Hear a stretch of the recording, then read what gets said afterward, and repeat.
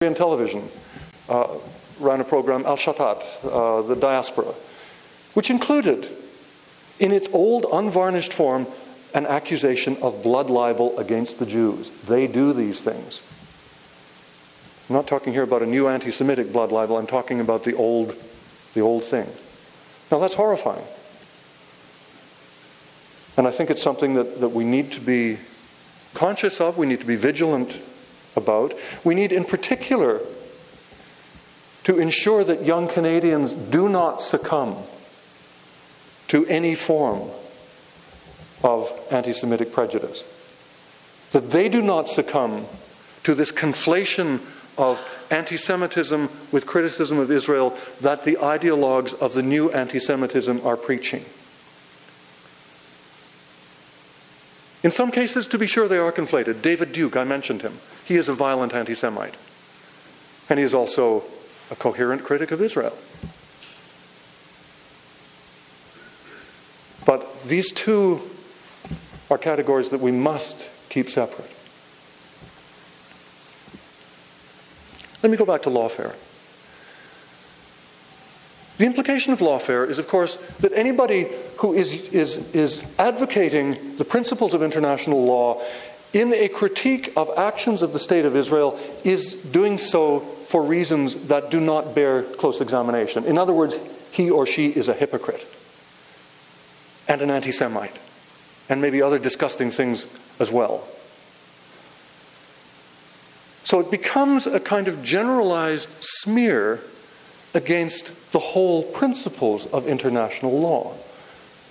And we find, in fact, that this is the kind of conclusion to which Professor Cotler and other Zionist extremists are drawn in their defend Israel at all costs position.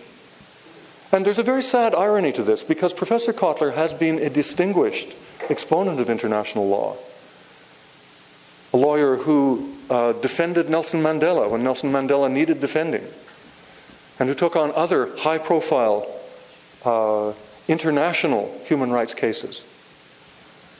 A man who has a good right to be regarded as a distinguished Canadian. There's something tragic when such a man who has been Minister of Justice in this country is devoting his energies to a sabotaging of the essential principles of international law and to a smearing of the adherents of international law.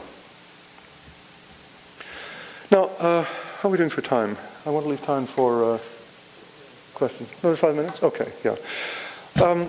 Because we're very close to there are many significant anniversaries, but here's one that's coming up in just a couple of days. On January the 8th of 2010, a distinguished Canadian public servant named Rémi Beauregard died of a heart attack in his sleep. Who was Beauregard? Well, he had been the chairman of the Ontario Human Rights Commission. He had also been responsible for, he's very fondly regarded by Ontario Francophones for the work he did on behalf of the Ontario Francophone community for many years. And he was appointed in 2008 by our current Prime Minister as the head of this organization that Ed Corrigan referred to in introducing me. It's not an NGO, it's a Canadian government-sponsored human rights organization known, its short title is Rights and Democracy. Now, what happened to Rights and Democracy is a complicated story, and I'm just going to abbreviate it for you. Beauregard was submitted to unrelenting and vicious attack by recent neoconservative, hardcore defend Israel at any cost appointees. One of them a Christian Zionist, two of them members of B'nai B'rith. And their attack was, I think, can be recognized now. The facts are out. It can be recognized as having been totally disgraceful.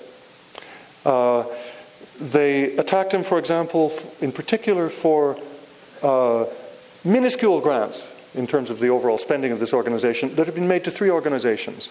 And Ed again mentioned them. These are all distinguished human rights organizations: B'Tselem, Al-Haq, and Mazan. These are organizations that are internationally acknowledged as having done and continuing to do good work. They were smeared by these board members as effectively, if not terrorist organizations, at least organizations that were engaged in, as the people who had been harassing Beauregard wrote in a despicable article that they published in the National Post after his death, smearing him. They said 2 of the 3 named organizations are active in the lawfare movement, which is a strategy of abusing law to achieve military objectives. In this case, to punish Israel for anti-terror operations. Those anti-terror operations including, in particular, the attack on Gaza. So we have then people who are sufficiently extremist that they call a massacre an anti-terror operation. Having smeared these human rights organizations, they smeared Beauregard with accusations of mismanagement, financial irregularities. They went so far, he'd received a favorable evaluation from the board in the spring of 2009. The new chair of the board went so far as to produce another report, which was savagely critical of Beauregard, but which they did not show to him. They reproach him after his death, falsely, with having refused to meet with them to discuss this report. In fact, he had to obtain a copy of the report by a Freedom of Information request. Now, just in December, an audit of Rights and Democracy that this group claimed would produce evidence of mismanagement and perhaps even peculation by Beauregard was leaked to the Globe and Mail. The new directors of Rights and Democracy refused to let this thing out into the public eye, or even to show it to a parliamentary committee that made repeated demands which they refused to accede to see the auditor's report, which was available as of last May. We've finally seen it, and here's what Paul Wells, who followed this story closely for Maclean's magazine, and I think deserves a great deal of praise for the integrity with which he pursued it. Here's what Paul Wells had to say. The audit shows what Beauregard's defenders have long asserted, that the agency was run without scandal and without unusually lax management even before his arrival, that he was taking clear steps to improve its management, and that specific claims against him and his staff hold no water. In short, says Wells, that Rémy Beauregard died while fighting back against an unfounded witch hunt perpetrated by scoundrels who today stand unmasked and humiliated. The Government of Canada under Stephen Harper and his Minister Lawrence Cannon today continues to support those scoundrels, to its shame and ours as citizens. Now, what we have here, one way of understanding this is, I would suggest, it's perhaps a cliche, it's a kind of blowback. It's a blowback from bad foreign policy. When you have a foreign policy that supports illegality, that supports criminality, that supports oppression, and I think that's a fair description of Canada's foreign policy in relation to Israel and Palestine. We have supported the blockade of Gaza, which is a complete illegality, which is criminal, which is doing untold harm to civilians in Gaza. We have given Israel diplomatic support for its attack on Lebanon in 2006, for its attack on Gaza in 2008, 2009, for its attack on the Mavi Marmara, for an act of piracy in open water, which involved the execution, that's the proper term when people are shot in the back of the head, of 6 of the 7 Turkish citizens who were murdered in the attack on the Mavi Marmara.